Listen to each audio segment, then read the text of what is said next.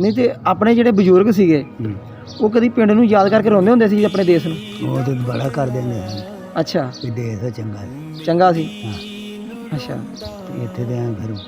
ਆਪ ਦਿਨ ਫਸ ਗਏ ਅੱਛਾ ਨਹੀਂ ਕਦੀ ਉਹਨਾਂ ਨੇ ਨਾਂ ਲਿਆ ਵੀ ਅਸੀਂ ਵਾਪਸ ਚੱਲ ਜਾਣਾ ਦੇਸ਼ ਨੂੰ ਵੀ ਉਹਨਾਂ ਨੂੰ ਸੀ ਵੀ ਰੋਲੇ ਮਾੜੇ ਮੋਟੇ ਵਾਪਸ ਉਧਰ ਹੁਣ ਜਾ ਕੇ ਕੀ ਨਾ ਕਰਨਾ ਨਾ ਜਾਣਾ ਨਾ ਹਾਂ ਇੱਥੇ ਹੁਣ ਦਿਹਾੜੇ ਪੂਰੇ ਕਰਦੇ ਸਹੀ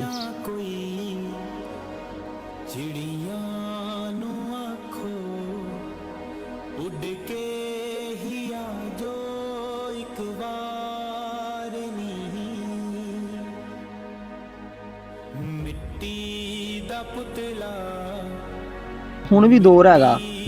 ਤੇ ਵੇਲੇ ਉਹ ਚੰਗੇ ਸੀ ਜਾਂ ਇਹ ਚੰਗੇ ਆ ਉਹ ਚੰਗੇ ਉਹ ਚੰਗੇ ਸੀ ਅੱਛਾ ਉਹ ਕਿੱਦਾਂ ਚੰਗੇ ਸੀ ਹੁਣ ਤੇ ਇੱਥੇ ਮਜਬੂਰੀਆਂ ਬਹੁਤ ਨੇ ਤੇ ਉੱਥੇ ਕੋਈ ਮਜਬੂਰੀ ਨਹੀਂ ਸੀ ਕੋਈ ਅੱਛਾ। ਦੁੱਖ ਨਹੀਂ ਕੋਈ ਤਕਲੀਫ ਨਹੀਂ ਖੁੱਲਾ ਖਾਣਾ ਪੀਣਾ ਕਿਸੇ ਨੂੰ ਮਾਵਲਾ ਨਹੀਂ ਦੇਣਾ ਕਿਸੇ ਨੂੰ ਗਰਦੌਰੀ ਨਹੀਂ ਲਗਾਉਣੀ ਹਾਂ ਹਾਂ ਖਾਈ ਪੀ ਜਾਣਾ ਬੋਲਣ ਦੇ ਚੱਲਦੀ ਹਾਂ ਦਰਿਆ ਬੁਰਦਾ ਜ਼ਮੀਨ ਸਾਡੀ ਅੱਛਾ ਇਸ ਤਰ੍ਹਾਂ ਲਖਾਲ ਕੋਈ ਕਰਨਾ ਚੱਲ ਵੇ ਸਲਾਮ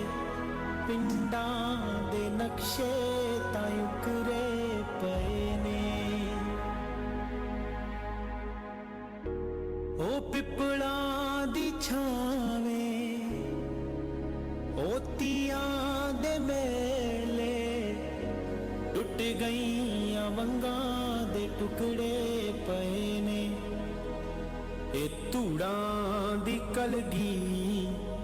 ਨੂੰ ਮੱਥੇ ਤੇ ਲਾ ਕੇ ਲਾ ਦੇ ਮਸਰ ਵਾਲਾ ਪਾਰ ਨੀ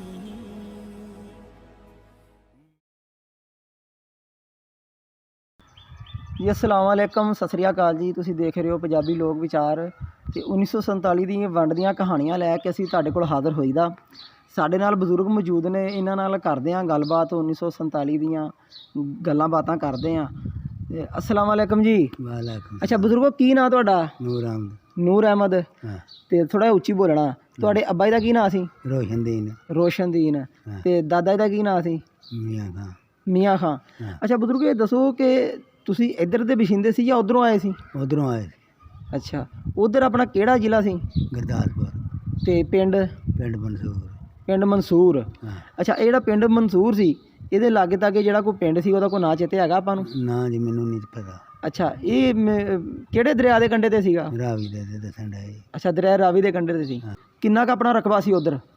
ਰਕਬਾ ਉਧਰ ਹੈਗਾ 12 ਪੈਲੀਆਂ 12 ਪੈਲੀਆਂ ਸੀ ਅੱਧਾ ਮਰਬਾ ਅੱਛਾ ਅੱਧਾ ਮਰਬਾ ਸੀ ਹਾਂ ਅੱਛਾ ਅੱਧਾ ਮਰਬਾ ਜਿਹੜਾ ਪੈਲੀਆਂ ਸੀਗੀਆਂ ਹਾਂ ਤੇ ਉਹ ਆਪਣੇ ਬਜ਼ੁਰਗ ਖੇਤੀਬਾੜੀ ਫਿਰ ਕਰਦੇ ਹੋਣੇ ਆ ਖੇਤੀਬਾੜੀ ਤੇ ਆਪਣਾ ਤਲਕ ਕਿਹੜੀ ਬਰਾਦਰੀ ਨਾਲ ਸੀ ਰੰਧਾਵਾ 12 ਹਰੀ ਰੰਧਾਵਾ ਹਾਂ ਠੀਕ ਹੋ ਗਿਆ ਹਾਂ ਤੇ ਆਪਣੇ ਉੱਥੇ ਰੰਧਾਵਿਆਂ ਦੇ ਕਿੰਨੇ ਕੁ ਘਰ ਸੀ ਚਾਚੇ ਬਾਬਿਆਂ ਦੇ ਕਿੰਨੇ ਕੁ ਘਰ ਸੀ ਉੱਥੇ ਉੱਥੇ ਆਇਆ ਸੀ 15-20 ਘਰ 15-20 ਘਰ ਹੈ ਸੀ ਅੱਛਾ ਤੇ ਉਹ ਜਦੋਂ 47 ਦੀ ਵੰਡ ਪਈ ਆ ਤੇ ਉਹ ਤੁਹਾਡਾ ਉਹਦੇ ਵਿੱਚ ਕੋਈ ਜਾਨੀ ਨੁਕਸਾਨ ਤਾਂ ਨਹੀਂ ਹੋਇਆ ਨਹੀਂ ਹੋਇਆ ਅੱਛਾ ਨਹੀਂ ਤੇ ਆਪਣੇ ਜਿਹੜੇ ਬਜ਼ੁਰਗ ਸੀਗੇ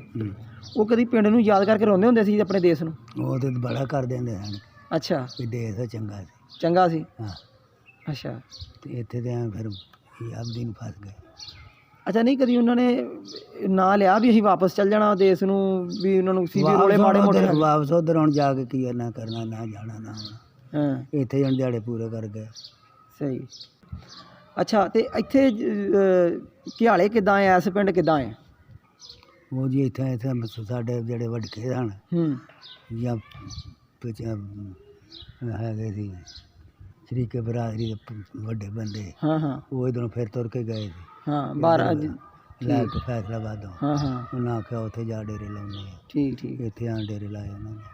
ਠੀਕ ਹੋ ਗਿਆ ਹਾਂ